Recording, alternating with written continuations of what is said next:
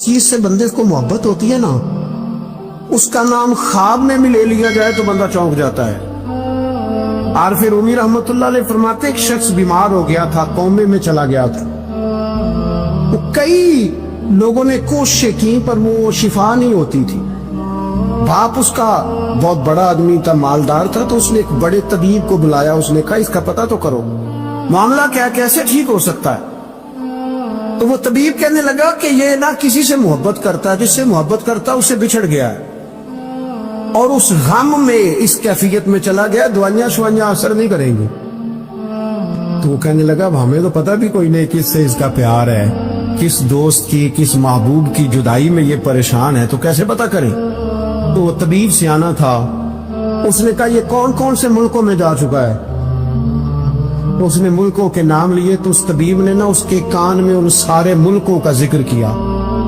जब वो वाला मुल्क आया ना तो हल्का सा चौंका वो। कहने लगा इस मुल्क के अंदर जितने शहर हैं उनके नाम बताओ। वो शहरों के नाम लिए, तो जब वो वाला शहर आया ना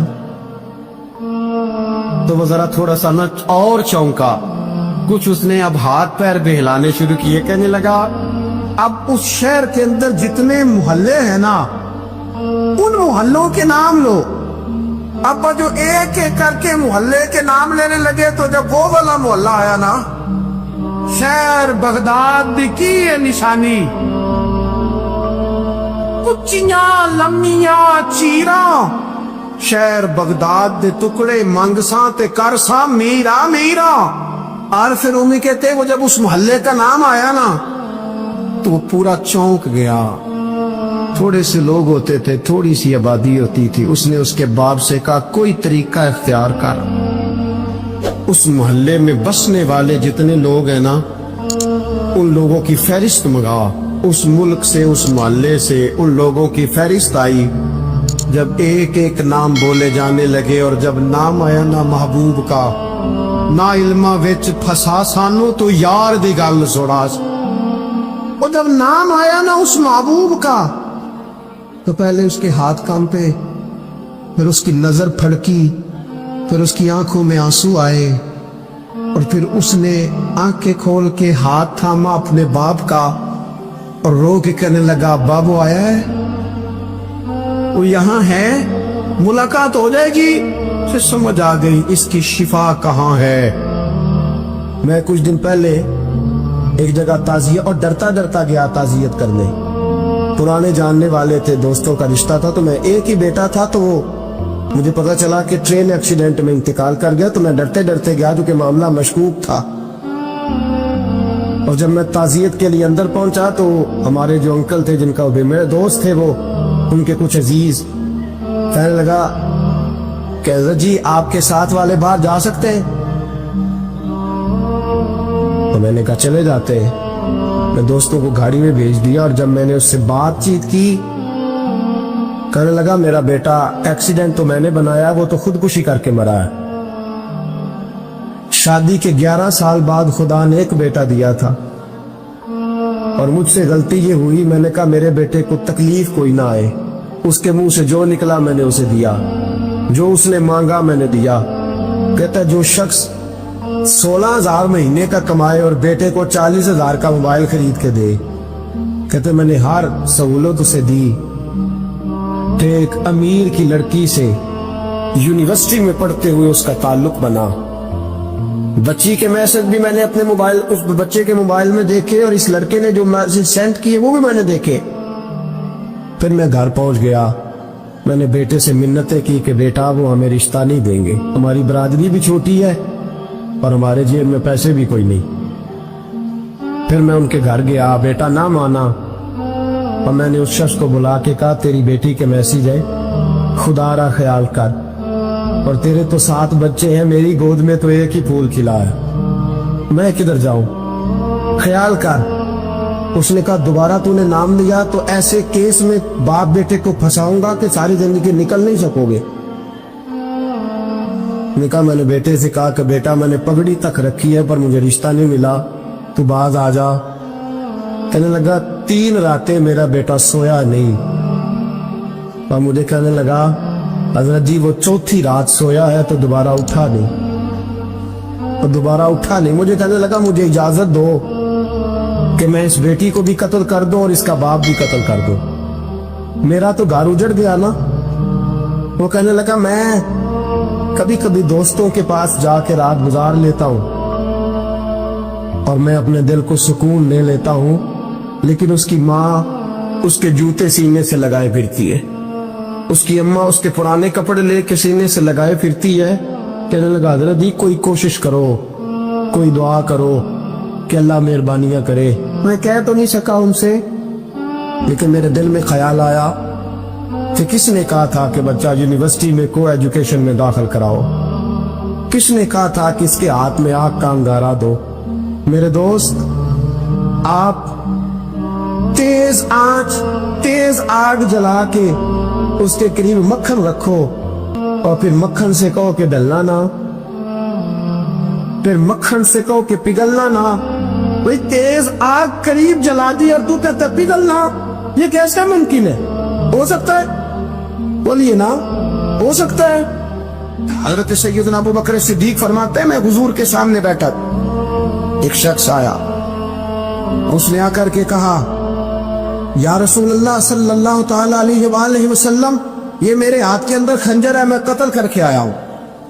قاتل کھڑا ہوا. ایک طرف قرآن مجید کا حکم ہے کہ جس نے ایک آدمی کو قتل کیا پوری انسانیت کو قتل کیا. حضور یہ خنجر ہے, قتل کر کے آیا ہوں.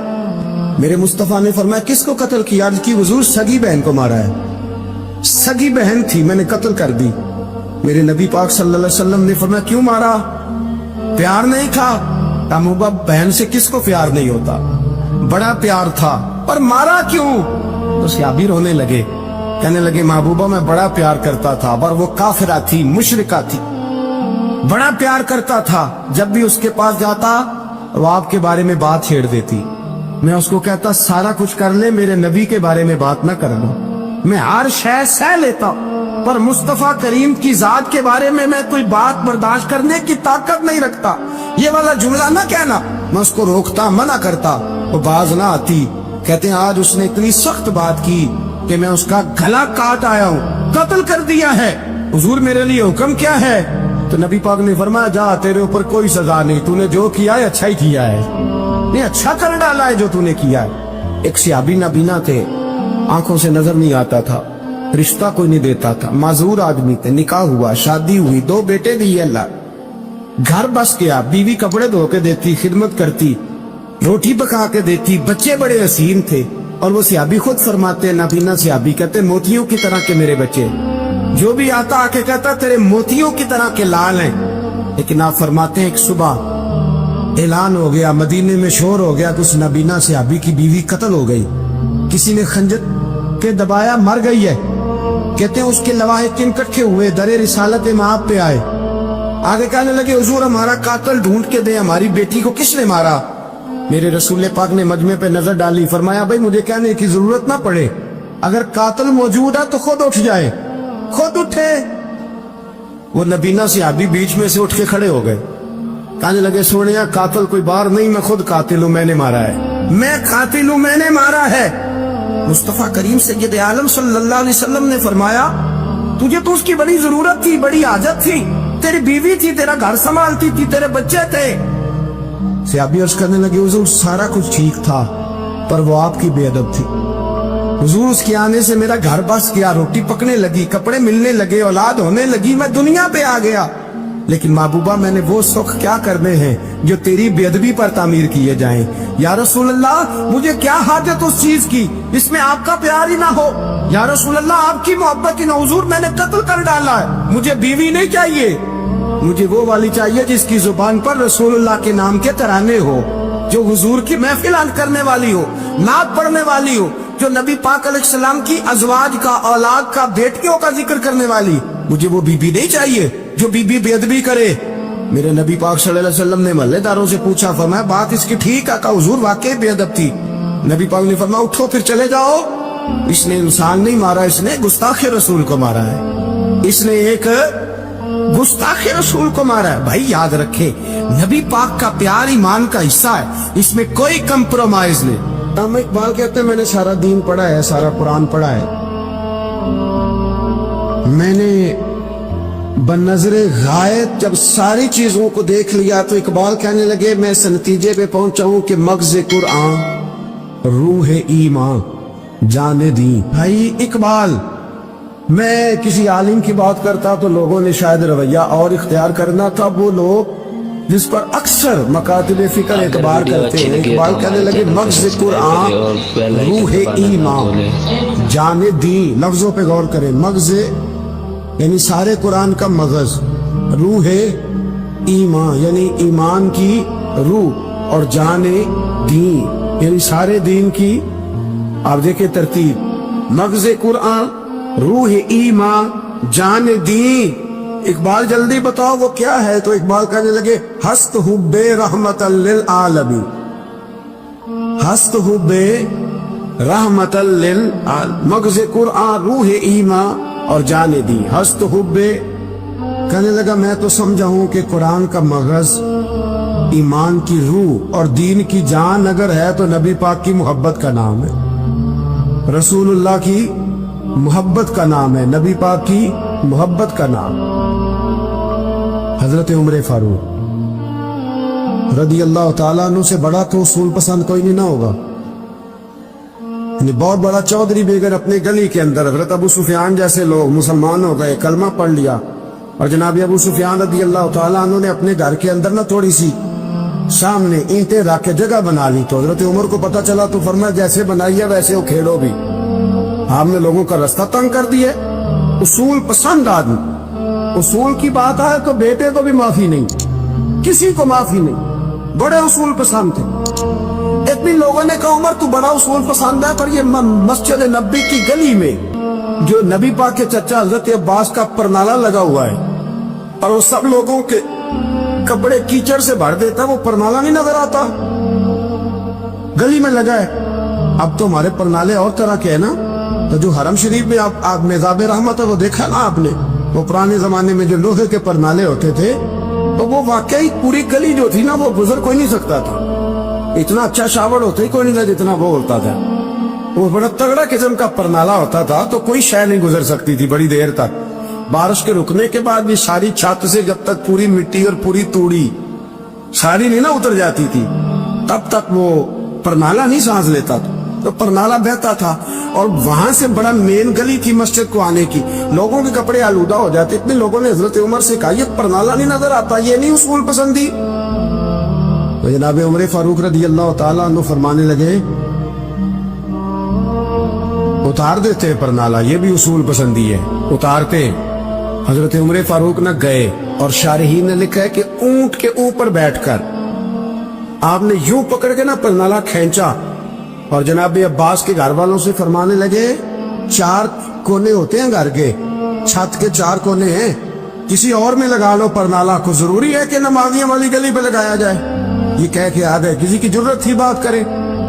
حضرت عباس آئے تو لوگوں نے آ کے کہا کہ عمر نے پرنالہ کھیر دیا، فرمایا کہ 4 کونے کہیں اور لگا لو، تو حضرت عباس مسکرائے، لوگوں نے کہا مسکراتے کیوں ہو؟ فرمانے لگے کوئی مسئلہ نہیں، عمر خود آ کے لگا کے جائے گا، جیسے وہ کھیڑا ہے ویسے۔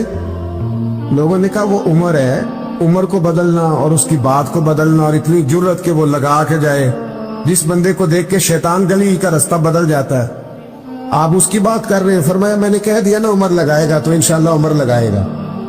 حضرت عباس مسجد میں آئے، نماز پڑھی تو کہتے میں نے بات چھیڑی دی، عمر خود کہنے لگے کہ حضور آپ سے تو امید نہیں تھی۔ حضرت عباس سے کہنے لگے بھئی جگہ بھی ہے، 4 کونے ہوتے ہیں گھر میں، کوئی ضروری ہے اسی کونے پہ لگے جہاں سے نمازی گزرتے؟ یہ بخاری مسلم کی حدیث ہے۔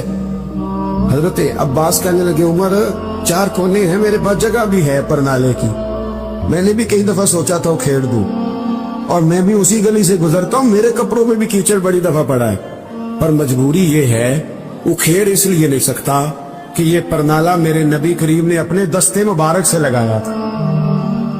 فرمایا میں مکان بنا رہا تھا، چھت بنا رہا تھا، تو حضور اچانک آ گئے، اور کئی لوگ گواہ ہیں اس کے، رسول کریم تشریف لائے اور نبی پاک علیہ السلام نے فرمایا لاؤ چچا تھوڑا میں بھی کرتا ہوں، اور پھر میرے نبی کریم صلی اللہ تعالی علیہ وسلم نے اپنے دستے مبارک سے یہ پرنالہ لگایا تھا، کئی دفعہ سوچا وہ کھیڑ دوں، پھر سوچتا ہوں حضور نے لگایا تھا، لیکن چلو اب تو علت پائی گئی، اب تو سمجھ آ گئی، اصول بن گیا، اب تو اصول بن گیا نا، تو ٹھیک ہے آپ اب اس طرح کرے، وہ کھیڑ دیا تو ٹھیک ہے جناب۔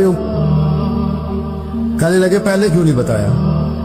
بھئی وہ نمازیوں پہ چیٹے پڑتے ہیں، گلی کا رستہ ہے، فرمایا رس پڑتے ہیں تو پڑھتے رہے، آپ نے بتایا کیوں نہیں؟ حضرت جناب عباس کہنے لگے کہ آپ کا کیا خیال ہے کہ میں یہ کروں گا کہ لوگوں پہ چیٹے پڑے اور مجھے پرواہ نہ ہو؟ حضور نے لگایا تھا۔ حضرت عمر فاروق نے نا جناب عباس کا بازو تھاما، تن تندور تے ہڈاں دا بالن، بازو تھاما اور تھام کے نا اسی جگہ لے گئے جہاں پر نالا کھیڑا تھا۔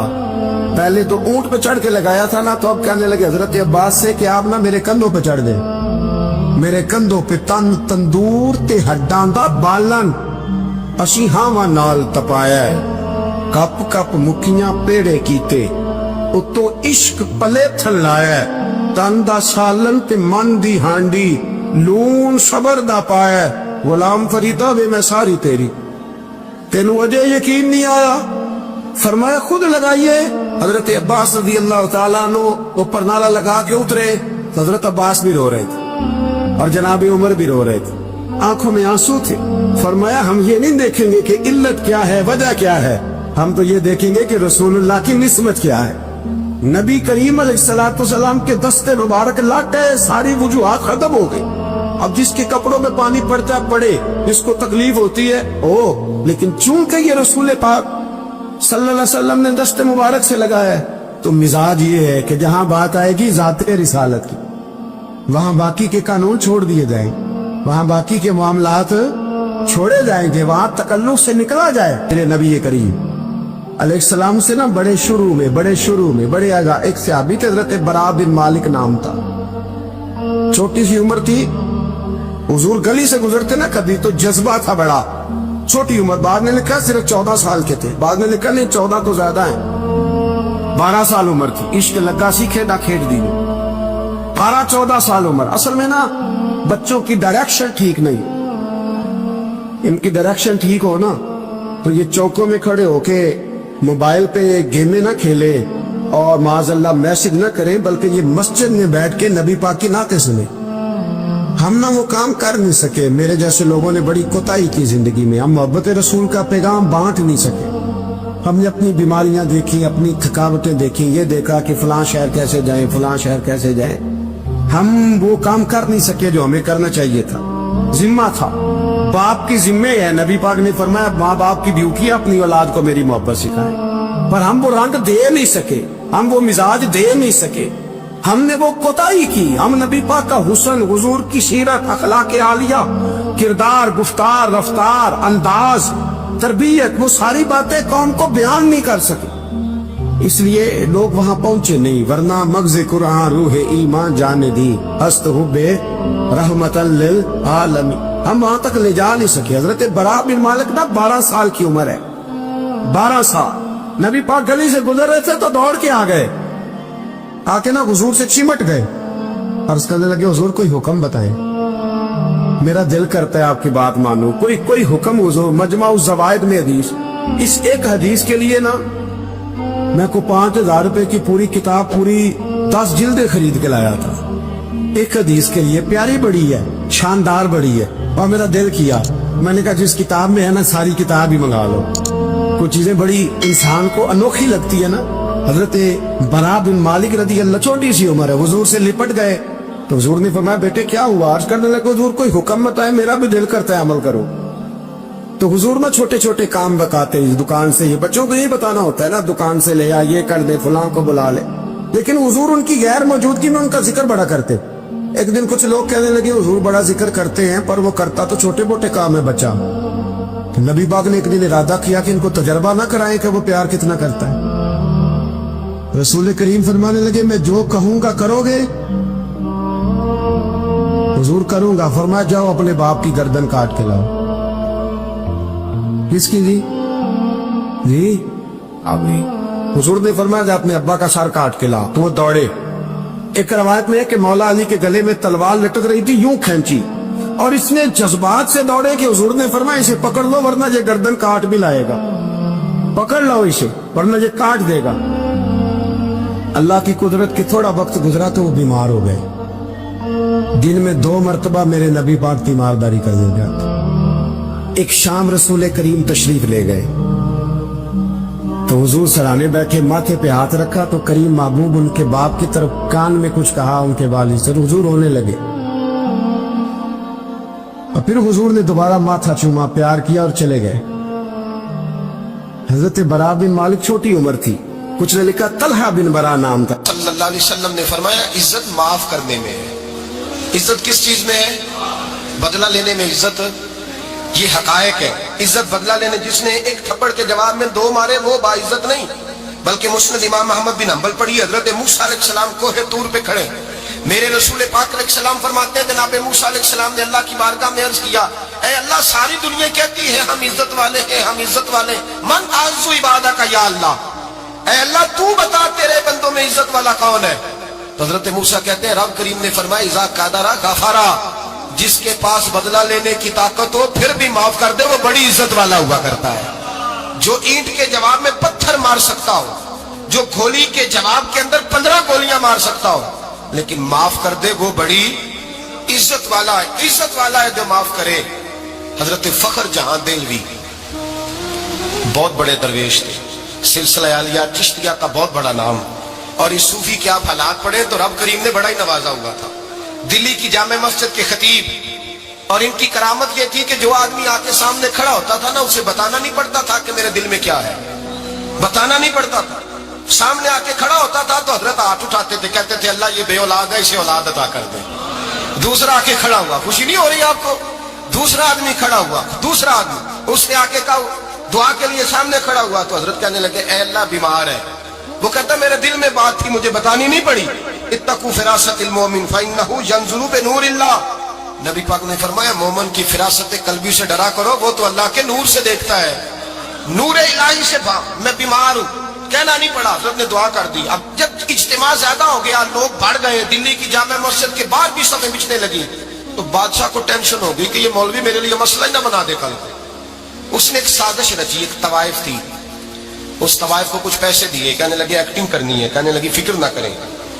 جمعے کا دن تھا، ہزاروں کا مجمع حضرت کے پیچھے جمعہ پڑھنے آیا، حضرت جمعے کی نماز پڑھا کے سیڑھیاں اتر رہے تھے، سائلین کا رش تھا، ادھر بھی لوگ تھے ادھر بھی لوگ، حضرت جا رہے، حضرت نیچے اتر رہے سیڑھیوں سے، دائیں بائیں لوگ ہیں۔ وہ بی بی آگے بڑھی اور اس طرح اس نے گفتگو شروع کی جیسے بڑا پرانا جاننے والی ہے، پتہ کیا لفظ ادا کرتی ہے؟ السلام علیکم، وعلیکم السلام، کیسی طبیعت ہے؟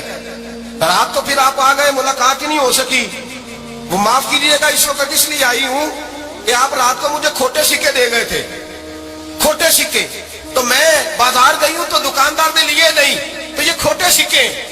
وہ جو دائیں بائیں لوگ تھے نا مد و جزر ہونے لگا، جو پیار میں کچے تھے وہ تڑپنے لگے کہ ہمارا پیر رات کو کہاں ہوتا ہے، ہم نے تو کبھی پوچھا ہی نہیں، ہم تو سمجھتے ہیں اجرے میں ہوتا ہے، یہ رات کو کہاں ہوتا ہے، کہاں ہوتا ہے رات کو؟ جنہ اندر عشق سمایا اوڑا نہیں پاج جانا، سارے ایسے نہیں ہوتے، جنہ اندر عشق سمایا اوڑا نہیں پاج جانا، پاوے سونے ملنے ہزاراں آسانی یار بٹونا۔ کچھ تو کھڑے تھے، کہنے لگے جو مرضی بھی ہو جائے، جو ہم نے دیکھا وہ دیکھ ہی کوئی نہیں سکتا، کوئی جو مرضی، کچھ مد و جزر کا شکار ہے۔ حالات بدلنے لگے، اب وہ بی بی اس طرح گفتگو کر رہی ہے جیسے بڑی پرانی جاننے والی ہے، کہنے لگی کھوٹے سکے دے گئے تھے، دکاندار نے لیے نہیں۔ حضرت کے چہرے پہ کوئی شکن نہیں آیا، آپ نے اپنا ہاتھ اٹھایا، جیب میں ڈالا، الٹا پیسے نکالے اور سیدھا ہاتھ اس بی بی کے سر پہ رکھا، کہنے لگے بیٹی فکر والی بات کوئی نہیں، تم مجھ سے اصلی سکے لے جا، جا اصلی سکے لے جا، تیرا کام ہو جائے، اور فکر نہ کرنا، پھر بھی ضرورت پڑے نا تو آ جانا، میں اصلی سکے دے دوں گا۔ یہ لفظ کہہ کے حضرت نیچے اترے تو وہ دوڑی ہوئی آئی، پلٹ کے آئی، پیروں میں بیٹھی، کہنے لگی بابا تو کس مٹی کا بنا ہے، کس نور سے تیری تخلیق ہوئی ہے، کس حسین مزاج کا تو مالک ہے؟ میں وہ بی بی جس کو سارے لوگ گندی نظر سے دیکھتے ہیں معاذ اللہ، اور میں فلاں بادشاہ کے کہنے پر ایکٹنگ کرنے آئی طوائف، اور میں تیرے دروازے پہ تجھے بدنام کرنے آئی ہوں اور تو نے مجھے بیٹی بنا لیا ہے۔ آج تک کسی نے بیٹی نہیں کہا اور تو نے میرے سر پہ ہاتھ رکھ کے کہا بیٹی، یہ لفظ کہے قدموں میں گری، उठ के हजरत ने सर पे फिर हाथ फेरा, उठी, आंसू पूछे, नकाब ओढ़ा, कहने लगी अब मैं दिल्ली वालों को बताऊंगी कि फखर जहां की बेटी किस तरह की हुआ करती है, अब बताऊंगी फखर जहां की बेटी किस तरह की होती है। फरमाया मेरा मकान अब किसी तवाइफ का कोठा नहीं रहेगा, मैं उसे मस्जिद बनाऊंगी, अब कयामत तक वहां से या दुरूद पढ़ा जाएगा या मोहम्मद अरबी के नाम की अजानें पढ़ी जाएगी। ये इज्जत है, ये वकार है। भाई आप किसी को माफ करके तो इज्जत ले सकते हैं, ये भी तो हो सकता था ना पकड़ लो इसको, ये तुम्हारे पीर पे इल्जाम लगाने आई है, पकड़ो मारो, ये भी काम हो सकता था। लेकिन हजरत ने माफ किया। इमाम ज़ैनुल आबिदीन, मेरे मुस्तफ़ा करीम के नवासे, इमाम हुसैन का मैदान करबला में बच जाने वाले अकेले बेटे। और इमाम ज़ैनुल आबिदीन फरमाते हैं मैं अगर 1 महीना उम्रा करने ना जाऊं तो हजर अस्वद मेरी ख्वाब में आता है और मुझे आगे कहता है हुजूर मेरी आंखें तरस गई हैं, मुझे दीदार तो करा जाए, दीदार तो करा जाए। और हजर अस्वद जिधर इमाम साहब घुमा करते थे आपके हालात में लिखा, हजर अस्वद भी उधर उधर जाता था तवाफ। इतनी बड़ी शख्सियत। मस्जिद नबवी से निकले तो एक आदमी ने गालियां देनी शुरू कर दी। हजरत पहले तेज चलते थे, जब वो गालियां देने लगा तो आहिस्ता हो गए, वो देता रहा। जब आपका घर आ गया तो आप फरमाने लगे भाई मेरा मकान आ गया है, कोई बात और करनी हो तो कर ले, मेरे बच्चों ने सुन लिया तो तुझसे नाराज होंगे। और फिर वो शख्स कहता जब ये लफ्ज कहे ना तो मुझ पे सख्ता तारी हो गया, ये क्या कह रहे हैं, हम तो दुश्मन को भी पाकीज़ा सदा देते हैं, ये क्या कह रहे हैं। हजरत ने कहा कोई बात करनी हो तो कर ले, मेरा मकान आ गया है। वो कहता मैं इस बात पे भी सख्ते में था। थोड़ी देर गुजरी तो फरमाने लगे भाई अभी तो तूने मेरे वो ऐप बयान की है जिनका तुझे पता था, मेरे अंदर तो और बढ़िया कोताहियां पाई जाती है, और बढ़िया कमियां, बड़ी पता सारा है सरदार कीतियां दा मन नानम के मन दानम, तुझे क्या पता मेरे तो बड़े ऐप छुपे हुए हैं। वो शख्स कहता है मुझ पर दूसरा बम गिरा तो पाक महबूब का पाक नवासा, पाक फातिमा के पाक पोते अंदर गए, कहने लगे ठहर जा, जाना ना, रुक में आया, कहते अंदर गए, 1 बोतल सिरके की लाए, 1 बोतल शहद की लाए, 5 किलो खजूरें लाए, मेरे हाथ में थमाई, कहने लगे तोहफा है। कहते मैं अब तो मारी गया। मैंने कहा हुजूर ये क्या है सारा कुछ, मैं गालियां दे रहा था। आप फरमाने लगे जो तू कर रहा था वो तेरा किरदार है और ये जो मैंने किया है ये मेरा किरदार है, इसलिए कि मेरे दादा मौला अली शेर खुदा हल आता मुश्किल कुशा, हजरत अली ने नसीहत फरमाई थी कि बेटा जो घर आए वो खाली हाथ नहीं जाना चाहिए, जो दरवाजे पे आए वो खाली हाथ नहीं जाना चाहिए। हजरत पीछे पलटे तो वो पैरों में बैठ गया, कहने लगा हुजूर मैंने हुसैन को नहीं देखा, मैंने अली फातिमा को नहीं देखा, मैंने मुस्तफा को नहीं देखा, पर आपको देख के लगता है कि उनके खिलाफ कितने आला होंगे, कितने आला होंगे। मैं लानत भेजता हूं इस पर जिसने मुझे कहा था कि ज़ैनुल आबिदीन को बुरा कहो, कायनात में अगर कसीदे पढ़ने चाहिए तो मुस्तफा की आल के पढ़ने चाहिए, अगर तारीफ करनी चाहिए तो रसूलुल्लाह की आल की कर। तेरी नस्ल पाक में है बच्चा बच्चा नूर का, तेरी नस्ल पाक में है बच्चा बच्चा नूर का, तू है ने नूर तेरा सब घराना नूर का।